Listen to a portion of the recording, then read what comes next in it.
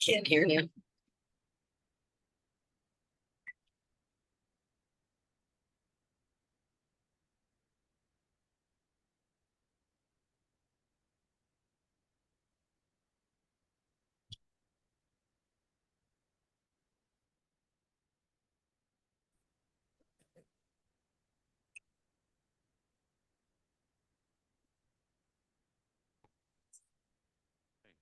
A little after 5 o'clock this evening, October 17th, 2024. I'd like to call the Planning Board meeting to order and introduce Planning Board members and staff. To my far right is Hank McCarl, Doug Cook, our Vice Chair, Jane Ramson. I'm Rick Noonan, the Chair.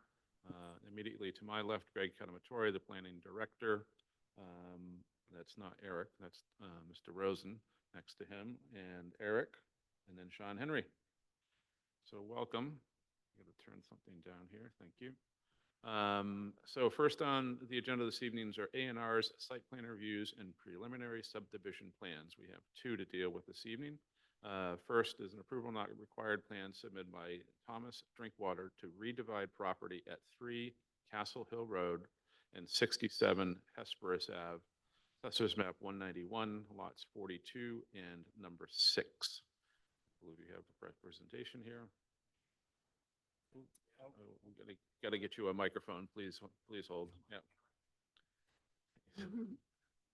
He almost was a senior planner, but not anymore. Let's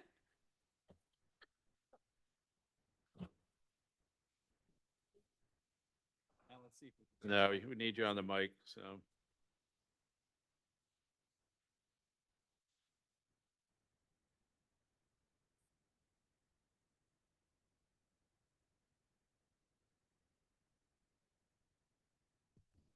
See everyone.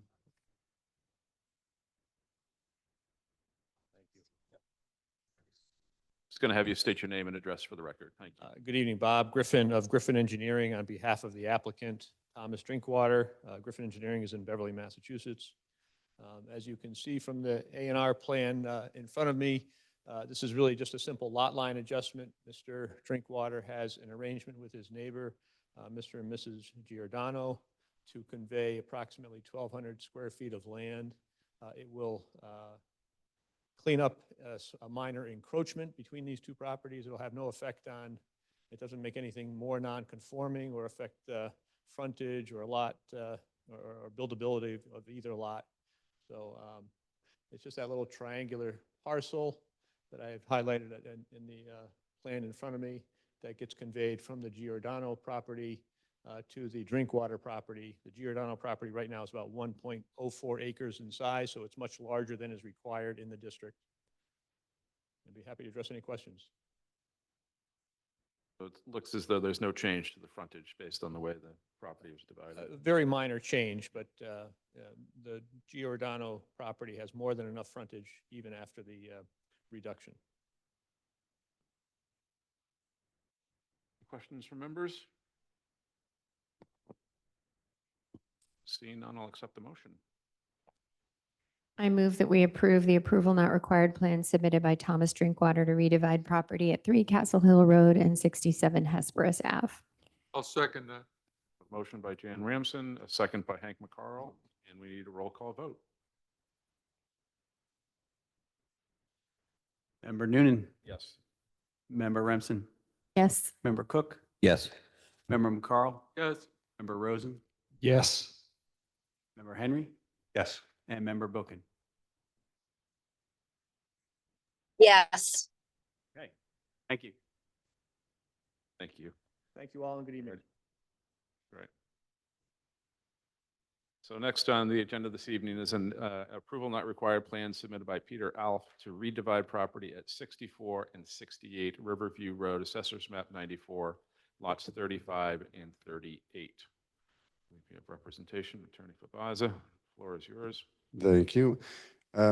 Just 'cause this one's kind of a tricky one, if I can be made to a panelist, I have just like, I don't know, half a dozen slides to just make sure we can illustrate what we're doing. I raised my hand on the program.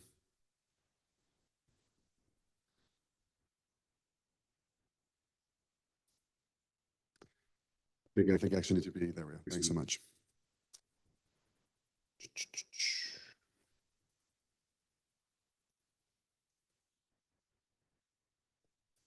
Okay, great.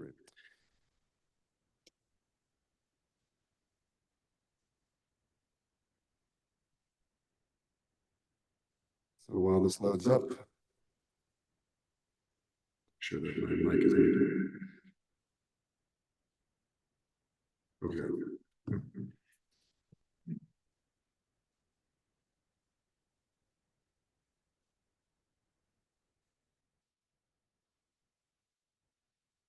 Thank you. I left computer audio, and then when I rejoined as panelist, it snagged me. Anyway, moving on.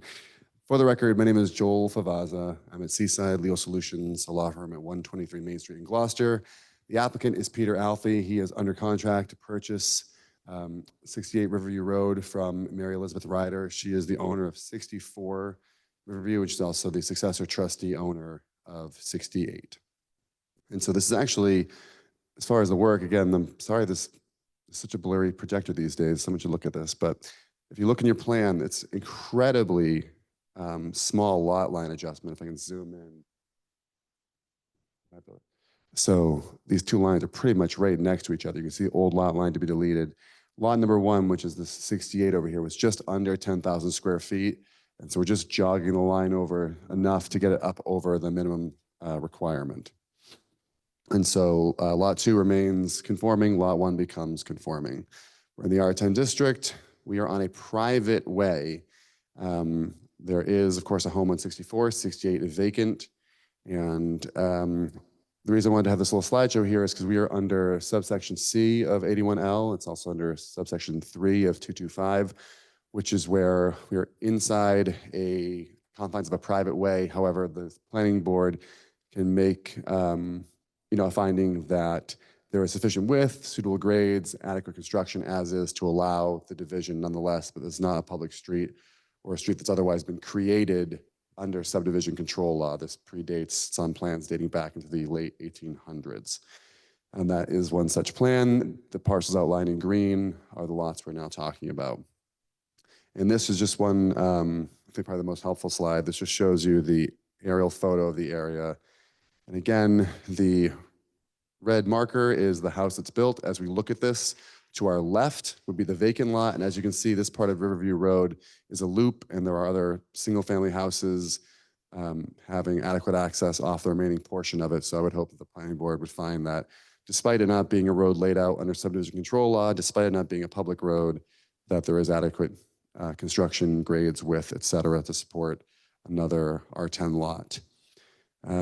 So again, everything remains conforming on 2, things become conforming on 1. Thank you very much. If you have any questions, I can obviously hop back, but I just want to make sure we are clear as to the standards you'd be looking at today. Thank you. Thank you, Joel. Any color from the planning department? De minimis, any questions from board members? Yeah, quick question. Joel, I'm just wondering why you're going through all of the subdivision control stuff if it was a lot already in existence. So it was a substandard lot, and the issue I'm more concerned about is that it fronts on a roadway that's never been approved in any way by this board. Usually it's either a roadway accepted by the city, or it's a roadway that's, even though it's private, is allowed to exist since 1960 forward under your subdivision rules and regulations. This is a private way that's been in place since, again, the late 1800s on maps at least. And so having never come before you formally for recognition that it's adequate, I wanted to go through that and make sure that the board felt it was an adequate road to cut another lot out, or to adjust a lot out, rather. Yeah, there's been quite a bit of development on that road in the past 10 years anyway, so I'm fine with it. Yeah. Do you have a question? Well, I'm just curious if that, then by approving this, does that create the precedent going forward in our records? So that's a great question for legal counsel for the city as to whether or not a decision. My rudimentary understanding is that applications are taken on their merits at each time. So I don't think this is you giving a blanket approval. This was adequate with construction grades for the proposed lot in question, which is a 10,000 square foot R10 lot. I think if I wanted to put a supermarket there, you could say, hey, listen, the road's not wide enough for a supermarket. Any other questions? Hearing none, I'll accept the motion. I move that we approve the approval not required plan submitted by Peter Alf to redivide property at 64 to 68 Riverview Road. Second. We have a motion by Jane Ramsden and second by David Rosen. All in favor with a roll call vote? Member Noonan, Yes. Member Remsen, Yes. Member Cook, Yes. Member McCarl, Yes. Member Rosen, Yes. Member Henry. Yes. Member Bookin. Yes. Thank you, Beverly. Thank you. Thank you. Have a good night.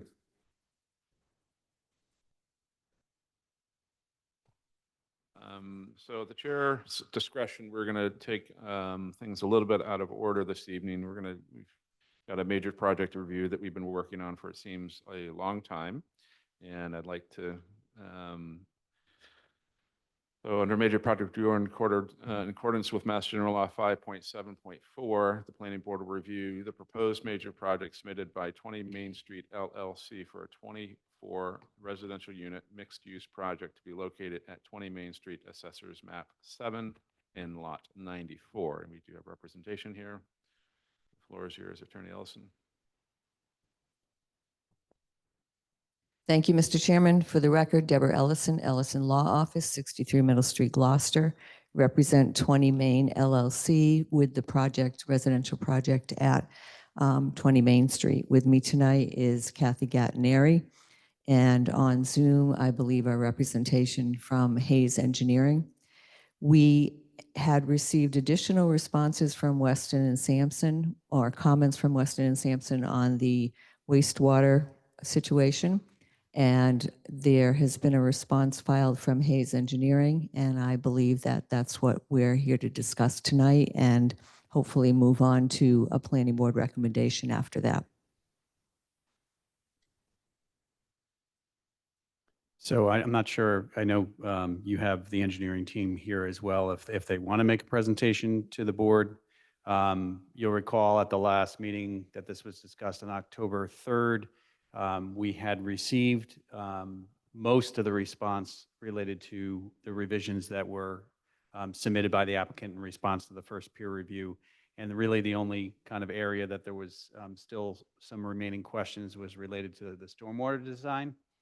And they were fairly highly technical comments just in terms of the classification of soil that was used in the modeling versus what was visible on the site.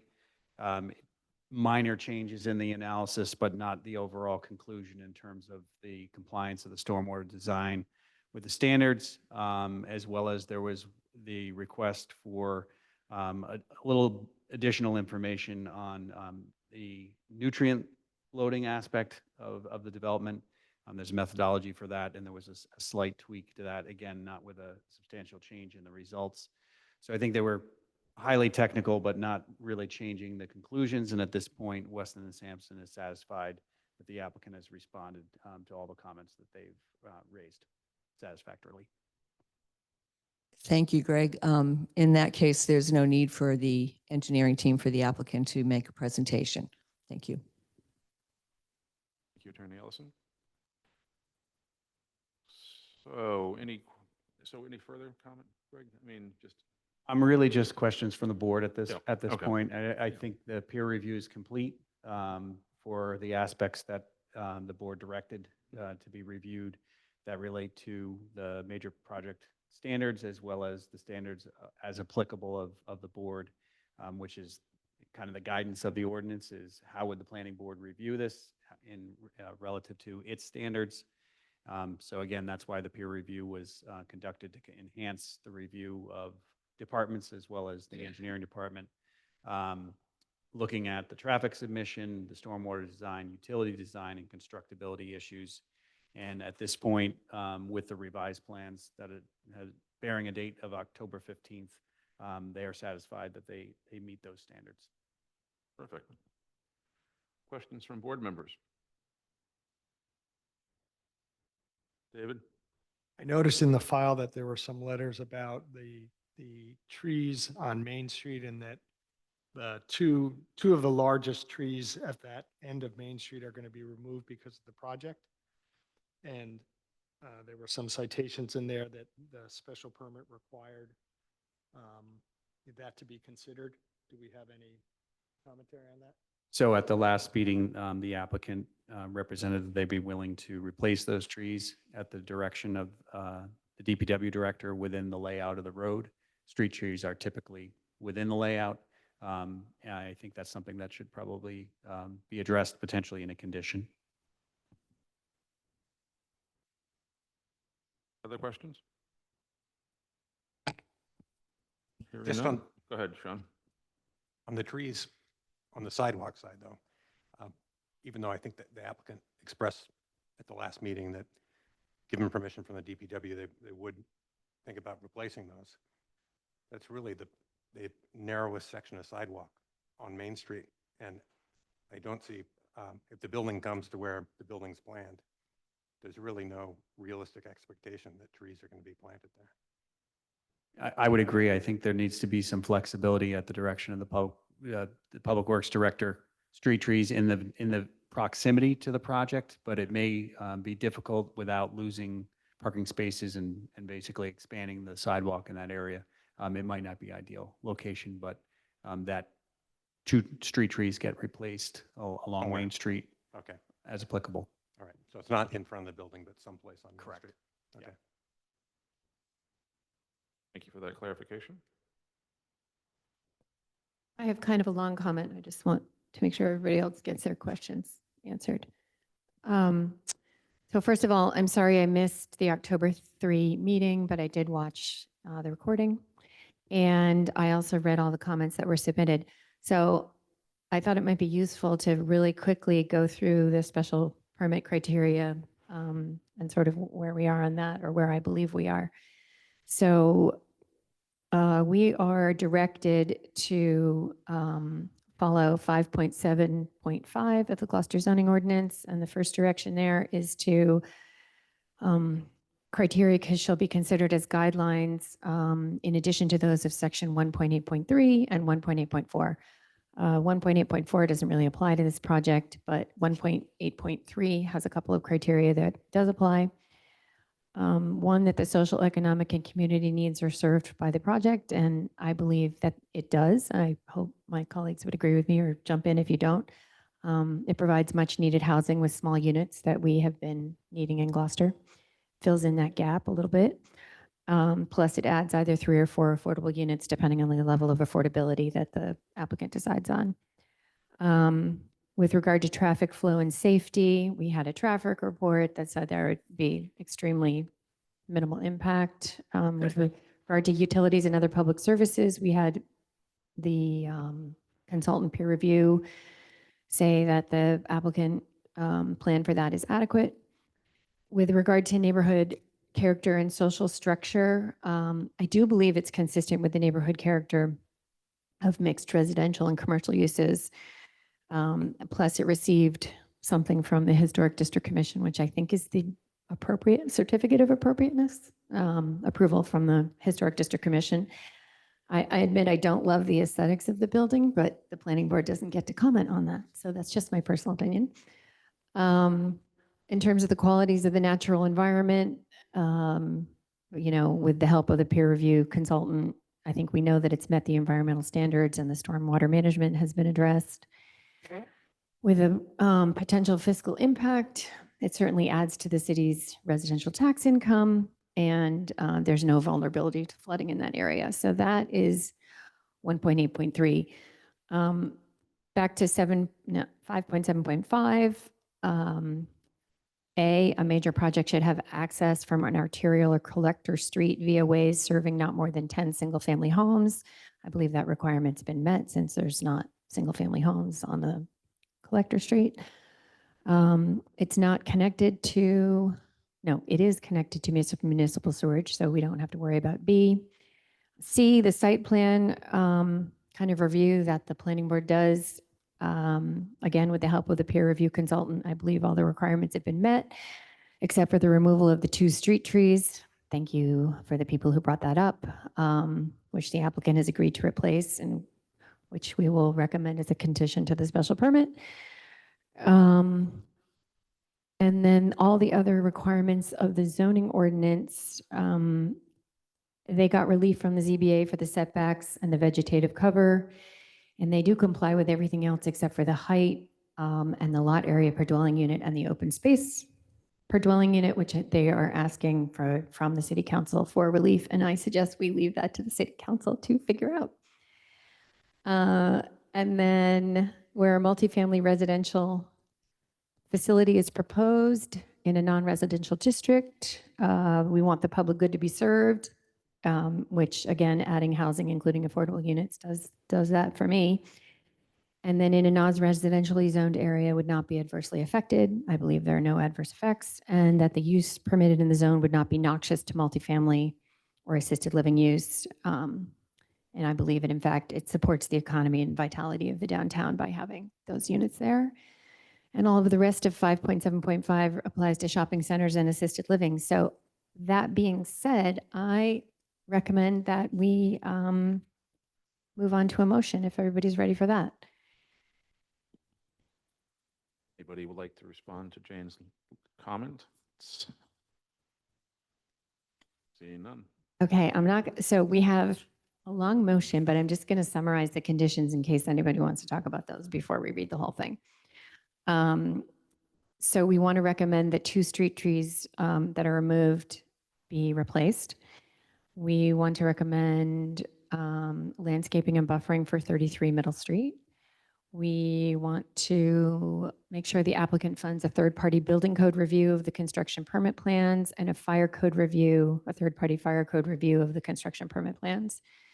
We want to recommend that the pavement disturbance shall require curb-to-curb restoration and that they're in compliance with our inclusionary housing requirements, and that an as-built plan detailing all utilities is submitted prior to occupancy permit, and that the retaining wall in the rear of the property has a pre-construction survey, and that the wall is monitored for any type of movement, and that, looks like we mentioned landscaping twice.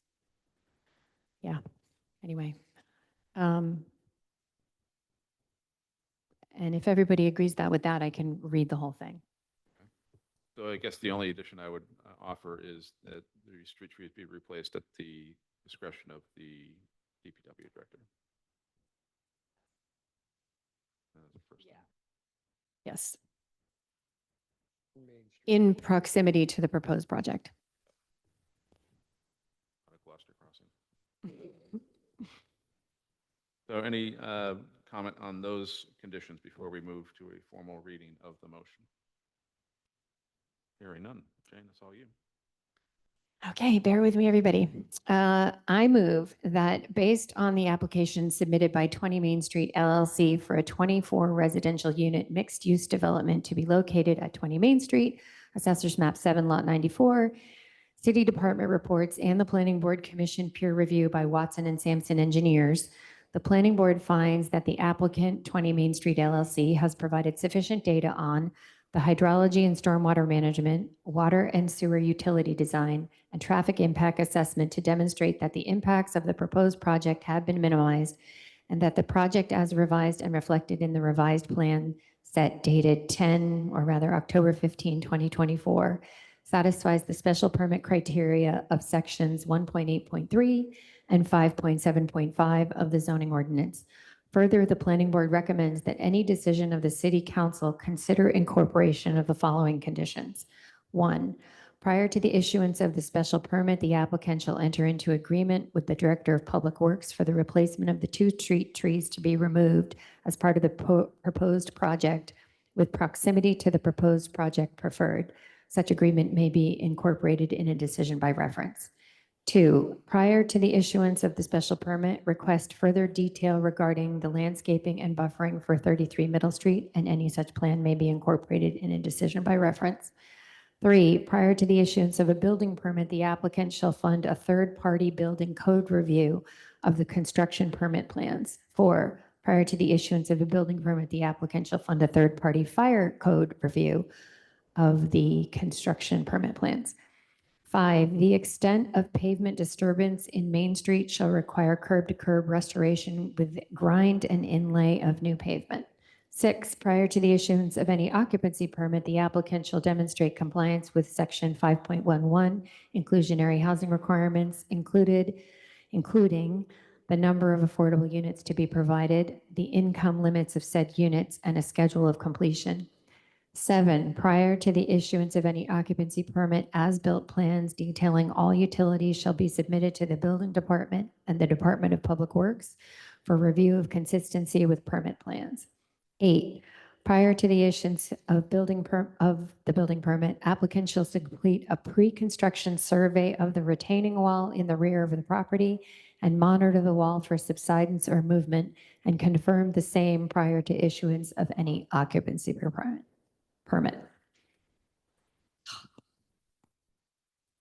We have a motion by Jane Ramsden, and a second by Doug Cook. I need a roll call vote. Member Noonan, Yes. Member Remsen, Yes. Member Cook, Yes.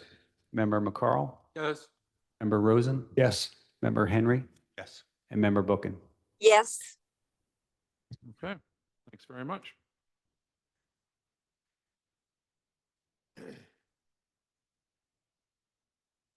Okay, we just got one or two more items really, but next big one.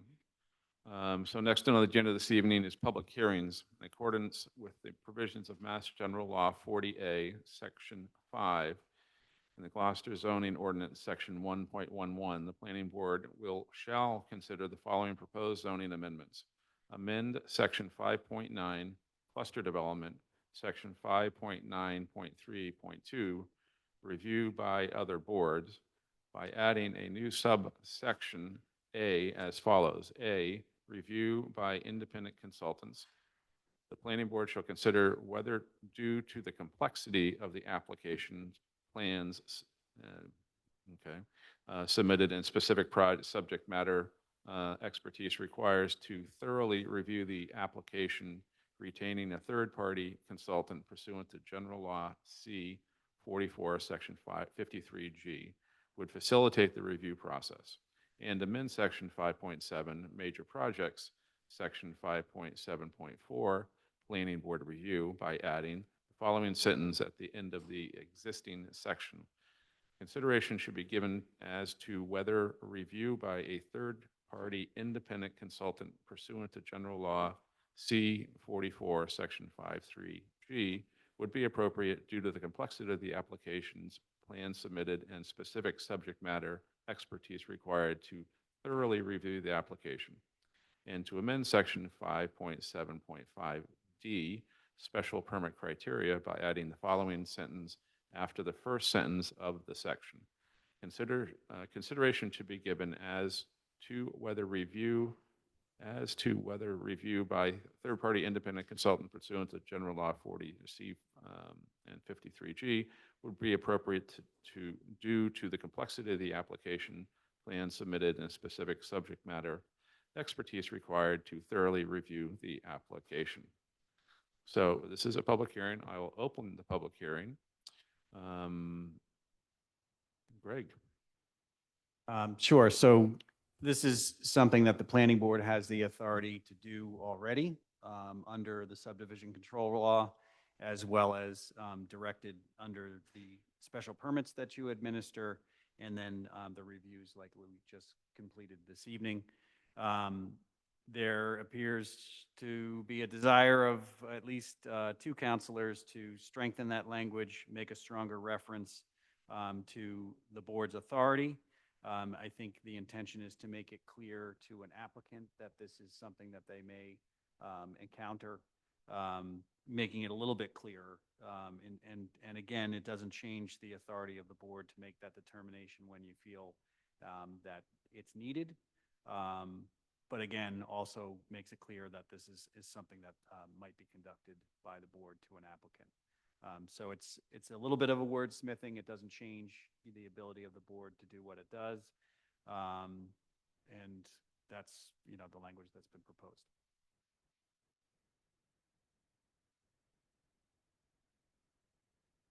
want to take a comment? All right, we are on a public hearing. So if you would like to come and speak in favor, we'll start the in favors first. Again, this is a technical change to our current language. And so if you would like to come forward and state your name and address for the record, you have 3 minutes to comment on this proposal. Yes, ma'am.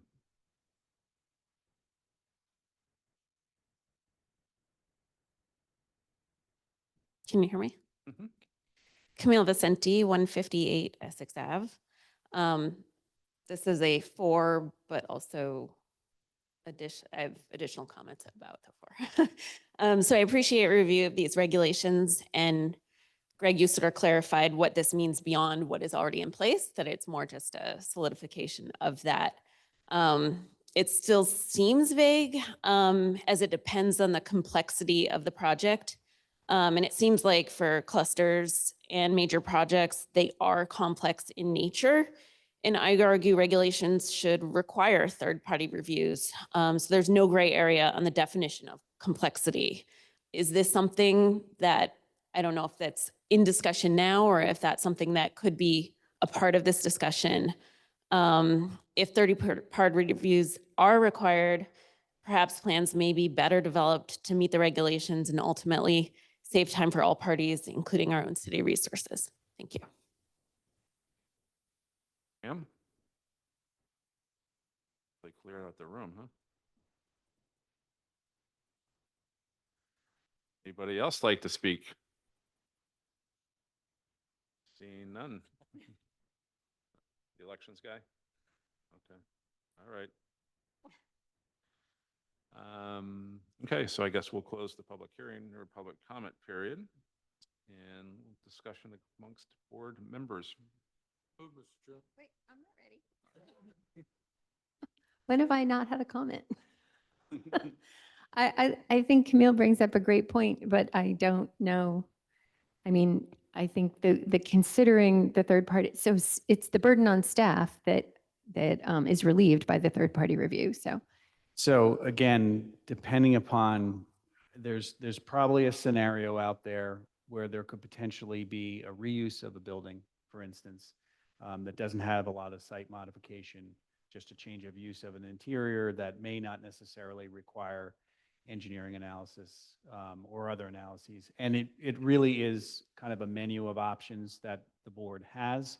So you can choose, for instance, in some examples, you might not want to pursue a certain aspect of review rather than cataloging all the things that we typically would look at a project and say, we're going to require submission on all these particular aspects and also a peer review. I don't know that we can require it. I think you're authorized to do it, but I don't think it can be an absolute requirement. So again, I think there's no doubt that, the projects that have been mentioned are usually typically complex and they usually involve some form of third-party review.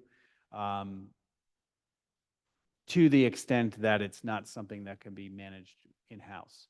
So the board's engineer by the subdivision control laws is usually the city engineer. The application is first reviewed internally, and a determination is made as to whether it's something that should be reviewed more thoroughly just because of because of the complex nature. If something was, for instance, a single sewer connection, a single building, there may be the ability to review that in-house. So I don't think it changes very much. You have the ability to do that, and it's the board's determination. This just kind of, I think in some instances, we have had applicants that may have balked a little bit, and this is a little bit more of, this is the information the board or the council might need, and we're going to require that this review be conducted. So essentially we already have this ability, but we have the ability to require it without saying that we require it. Right? Is that correct? Yeah, and it makes the process a little bit more clear to an applicant that this might be happening. And so they have to be prepared for that, right? Is that, when there's third-party review, is that paid for by the applicant? Yes. Okay. And to Camille's point, what defines a complex project? Well, I mean, I think multi-unit development, certainly from a raw land development perspective, is usually complex enough that there's, a stormwater management plan, there's a site analysis and a lot of engineering analysis that's provided as part of an application. And so sometimes it could simply also be just the capacity of the engineering division and Public Works to comment on something like that. So it's, I mean, the triggers in the major project review, I would agree, are typically something that will warrant some form of additional review. So as an example, the project that we approved that came in as an A&R project over on Atlantic, I believe, on the way to Wingershik Beach, where 9 A&R lots were created, would that be considered a complex project or not, given the number of units that are being created there? It is, but it's unfortunate that that's the subdivision control law. If an A&R is proposed, there is no additional review of the development of the lot. You can only consider what the potential is based on what's submitted and look at the condition of the roadway. So you're kind of, you're a little detached from individual lot development. Okay, so Unless it's in a subdivision. anything that's a definitive subdivision Yes. application or cluster or Open space residential space. development, even 4-lot common driveway that could be complicated. All of those are things that the board can review. thanks. Other questions? So the public comment period is closed. Close the public hearing. And further discussion amongst board members. Seeing none. Again, do I? I move, Just reference the 3 sections. okay. I move that we approve, recommend to the city council, thank you, the adoption of the following. Yeah. The following changes to the proposed zoning amendments. Section 5.9 cluster development, section 5.9.3.2, review by other boards, and the amendments of section 5.7 major projects and section 5.7.4 planning board review, and the amendment of section 5.7.5D special permit criteria. And yes, that's it. We have a motion by Jane Ramsden. I need a second, please. So moved. The second by Doug Cook. I need a roll call vote, please.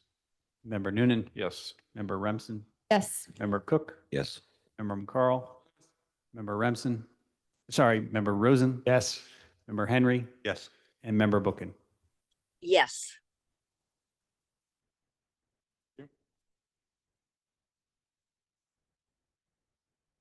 So next under the agenda are minutes from October 3rd, 2024.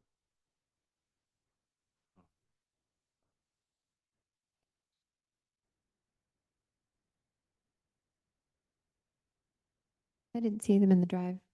Hold on, pull them up. Apologize for that.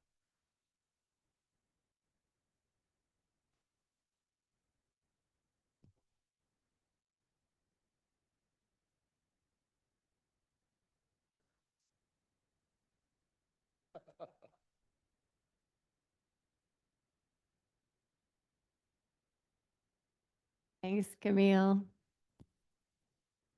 Okay. Present. Present.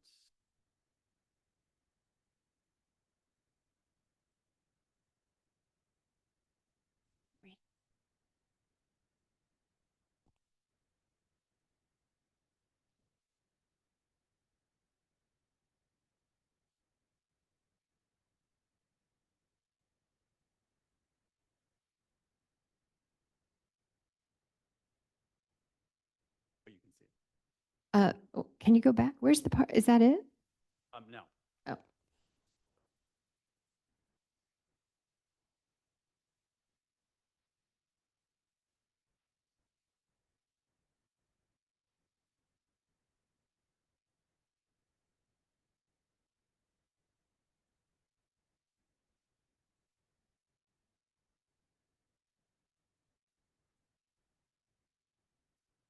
quick zip through? Maybe a quick overview? Under, Mr. Favazza does a quick zip through of the plan. Okay. Yeah, you already passed it. Yeah, it's right But there. yeah, as a quick overview.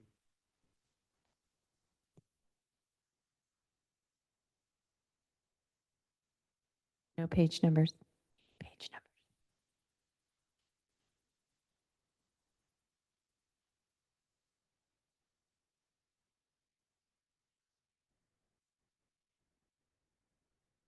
Oops. Oh, they're at I the see top. page numbers. They're at the top, so that.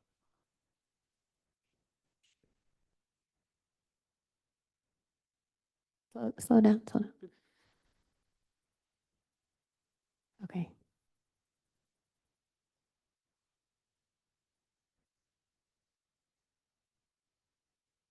Okay.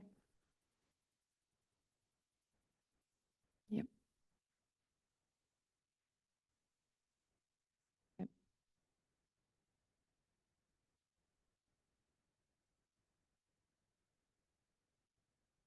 More people asked questions, but that's okay. Yeah.